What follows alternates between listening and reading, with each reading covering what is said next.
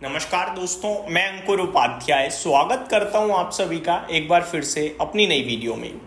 दोस्तों, big alert में आप सभी के साथ कुछ स्टॉक शेयर करना चाहूंगा। बिग अलर्ट इसलिए क्योंकि इनके लिए इनके बिजनेस से रिलेटेड बड़ा नेगेटिव चीज इस समय होते हुए दिख रही है, और वो है कच्चे तेल के बढ़ते दाम। कच्चे तेल के बढ़ते दाम डायरेक्टली ओएमसीज को इम्पैक्ट करते हैं, आप सभी को अच्छे से पता है।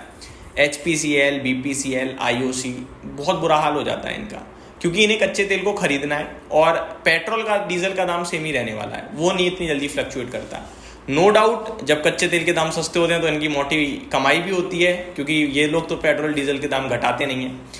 कुछ उम्मीदें जग रही थी कि अब शायद पेट्रोल डीजल के दाम जल्दी ही कम होंगे, क्योंकि इन्फ्लेशन बहुत अंडर कंट्रोल है, तो ये दाम घटने चाहिए।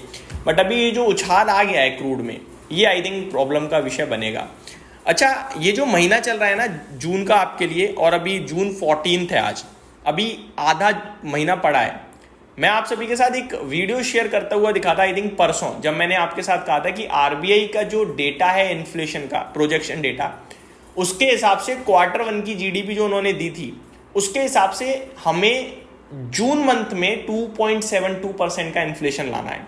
अगर इससे ज्यादा इन्फ्लेशन आया तो ये अनुमान से ऊपर चला जाएगा, जो कि थोड़ा नेगेटिव होगा। ज्यादा नेगेटिव नहीं होगा, थोड़ा नेगेटिव होगा। लेकिन जिस हिसाब से कच्चे तेल के दाम भागे हैं, आधे महीने में ये डिसबैलेंस करेंगे।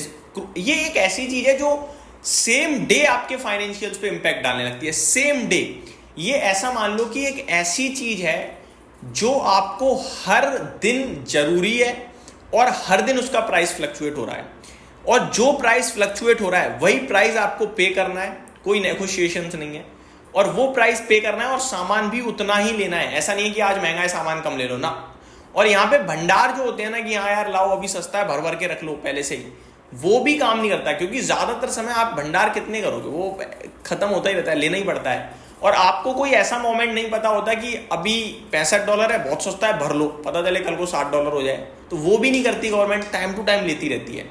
तो ये सारी चीजें हैं। अब सवाल उठता है कि भैया ठीक है, समझ में आ गया कच्चे तेल के बढ़ने से प्रॉब्लम बढ़ रही है, दिक्कत भी हो रही है ओएमसीज को, तो कौन कौन से स्टॉक्स और हैं जिन्हें इंपैक्ट होता है। देखो, ओएमसीज का कनेक्शन हम लोग डायरेक्ट देख पाते हैं, लेकिन इनडायरेक्ट इंपैक्ट बहुत जगह बहुत सीवियर होता है, जिसमें नाम आता है दोस्तों, पहला और सबसे बड़ा वो है एविएशन क्षेत्र।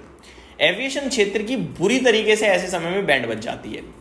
और ना केवल अभी कच्चे तेल के दाम बढ़ रहे हैं, अभी जो दाम बढ़ रहे हैं वो उसके पीछे कारण है दो देशों में जंग, वॉर, और इजराइल तो कह रहा है फुल वॉर, और अमेरिका सपोर्ट कर रहा है, ईरान रुक नहीं रहा है। तो ये जो कंडीशंस हो रही है ना, इसकी वजह से एविएशन क्षेत्र पे वैसे भी इंपैक्ट आएगा ट्रैवलिंग पे। दूसरी बात, जिस हिसाब से कच्चे तेल का प्राइस उछल रहा है, वो एटीएफ के दाम भी ऊपर कर देगा। और एटीएफ पेट्रोल है, पेट्रोल हेलीकॉप्टर के लिए, समझ लो बात, तो सॉरी एरोप्लेन के लिए। तो ये आप समझो, आपकी गाड़ी अगर चल रही है, अगर कैब आपकी रन कर रही है और पेट्रोल के दाम बढ़ जाए, तो आपका एक्सपेंस तो बढ़ गया। नो डाउट आप फेयर बढ़ा दोगे उससे, लेकिन एविएशन सेक्टर थोड़ी फेयर ऐसे तुरंत ऊपर खींच सकता है। तो हो सकता है पैसेंजर लोड फैक्टर पे दिक्कत आ जाए, क्योंकि कंपटीशन काफ़ी ज़्यादा है। और ऐसे में क्या होता है कि जो छोटी कंपनियां होती हैं वो टूट जाती हैं। मान के चलो एक कंपनी है जिसका पैसेंजर लोड फैक्टर काफ़ी हैवी है, वो थोड़ा बहुत प्राइस इंक्रीज कर सकता है, थोड़ा बहुत कर सकता है, ज़्यादा नहीं, क्योंकि अगर ज़्यादा करा तो जिसके पास कम प्राइस पे थोड़ा लोड फैक्टर कम था, सीटें खाली थी, लोग इधर शिफ्ट हो जाएंगे तुरंत। तो ये कंपटीशन बहुत टफ है भाई साहब, ज़्यादा अपने पास है नहीं इस समय। लेकिन अगर देखा जाए तो स्पाइस जेट ने नंबर्स पेश करे, 2 क्वार्टर से लगातार मुनाफा आ रहा है, और 6 फाइनेंशियल ईयर्स के बाद पहली बार मुनाफा पेश करा है स्पाइस जेट ने, क्योंकि पैसेंजर लोड फैक्टर काफ़ी अच्छा आ रहा है, जो कैपेसिटी है वो काफ़ी फुलफिल हो रही है, सीट कैपेसिटी जो है, तो वो अपने आप में अच्छा एक संकेत है। वहीं इंडिगो का, एयर इंडिया, ये दो आपस में है ही है कंपटीशन, बाकी तो कोई है ही नहीं आसपास ज़्यादा, जो अगर आप देखो तो आकाशा एयर वगैरह, ज़्यादा कुछ है नहीं कंपटीशन। तो प्राइस सेंसिटिव मार्केट है, और एटीएफ के दाम ऊपर जा रहे हैं, तो ये पूरा क्षेत्र बड़ा ट्रबल कर सकता है दोस्तों। अब इंडिगो के पास क्या है कि लोड फैक्टर काफ़ी अच्छा है, वो थोड़ा बहुत प्राइस इंक्रीज कर सकते हैं, थोड़ा बहुत, लेकिन फिर भी एटीएफ के दाम जितने बढ़ सकते हैं उतना नहीं कर पाएंगे, तो वहाँ लॉसेज आ जाते हैं।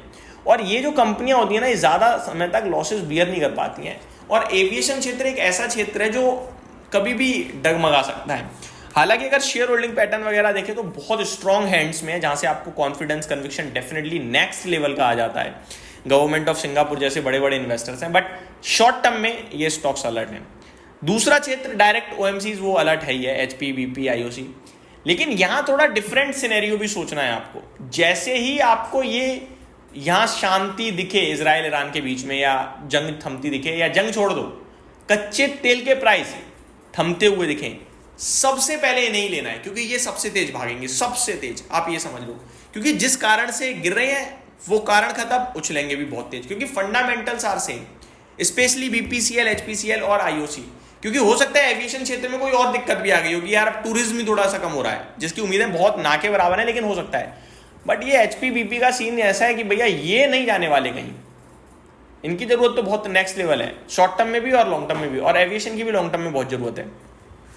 तो ये मेरी तरफ से आपके लिए सिंपल है कि इन दो जगह आप ध्यान दें। गिरावट में लेना तब है जब कच्चा तेल गिरने लगे, ऐसे नहीं गिरते में लेना, नहीं, कच्चे तेल पे ध्यान रख के लेना है। और दूसरी बात, जब तक कच्चे तेल को लेकर प्रॉब्लम है, जब तक इस वॉर को लेकर प्रॉब्लम है, तब तक थोड़ा सावधानी बरतें। बाकी पेंट क्षेत्र, केमिकल क्षेत्र, सीमेंट क्षेत्र, इन सब जगह दिक्कत आएगी, इन सब के एक्सपेंसेस बढ़ेंगे, क्योंकि रॉ मटेरियल इनका महंगा होगा, कच्चा तेल एज अ रॉ मटेरियल काम करता है इनके लिए।